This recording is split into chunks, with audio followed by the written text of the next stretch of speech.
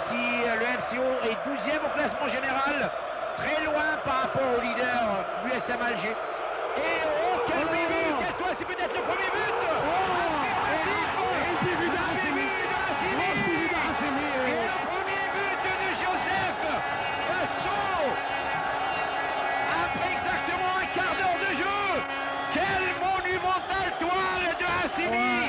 Dont on plaidait tout à l'heure le métier et l'expérience.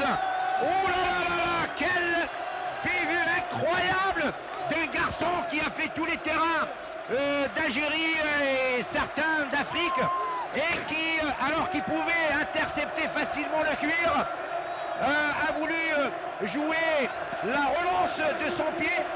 Et regardez comment Joseph Filmon a redressé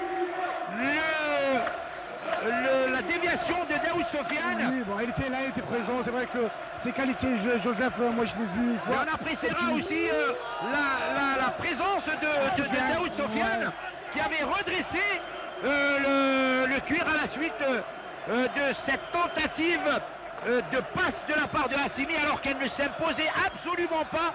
Voilà qui va peser lourd dans la conscience d'un gardien de but. On dira que c'est plus un cadeau offert par Hassimi. Tout à fait.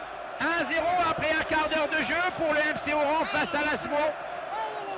Les événements sont certainement vont certainement se bousculer. Alors franchement,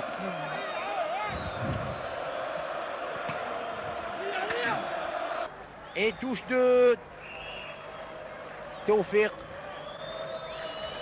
Peramla à droite pour Gaïd.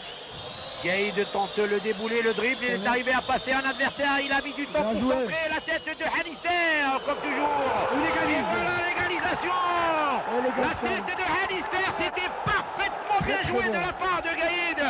Le match est relancé, terriblement bien fait de la part de Gaïd Nasser, un ancien du Mouloudia Club d'Oran. Il a fait un travail exceptionnel sur son aile droite, le centre tardif.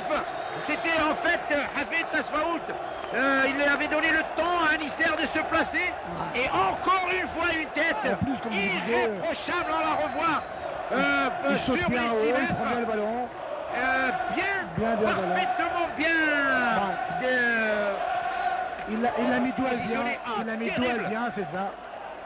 Alors là, c'est une action qui mérite tout à fait l'égalisation depuis tout à l'heure, alors que l'on joue maintenant la 21e minute, la 26e minute de jeu dans cette deuxième mi-temps. On revoit le but dans c'est un nid de poule sur la pelouse maintenant. Le remplacement est demandé. Non, c'est le joueur, c'est le joueur qui était sorti. Blessé. Magistralement. Imparable sur le deuxième corner. Daoud Sofiane qui a marqué le deuxième but. Voilà, vraiment les événements se bousculent. C'est vrai quand on va revoir, c'est sur le but. On voit que très bon de tête de Sofiane. Mais il faut voir qu'à l'arrivée, il était tout seul, aucun marquage. Donc il avait tout le temps d'armer sa tête. Il n'avait pas de marquage. Ensuite, regardez comment Hassimi était très mal positionné.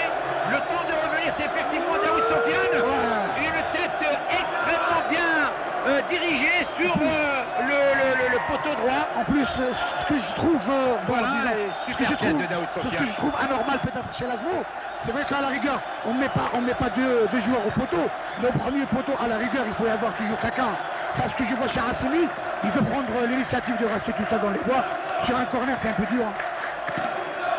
Mais bon. Pour le plaisir des yeux, en tous les cas, c'est extrêmement rassurant. Pour nous. Le MCO vient de reprendre l'avantage. 16 minutes de jeu. Alors qu'il reste 16 minutes. Il reste 16 minutes de jeu dans cette formation, dans cette confrontation entre les deux formations. Deux buts signés à la 8e minute de cette deuxième mi-temps par le Camerounais Fasto Joseph, à la 28e minute par Daoud, alors que l'égalisation était intervenue il y a peu de minutes, signé Hanister. Une illusion pour l'As, mais le match n'est pas fini.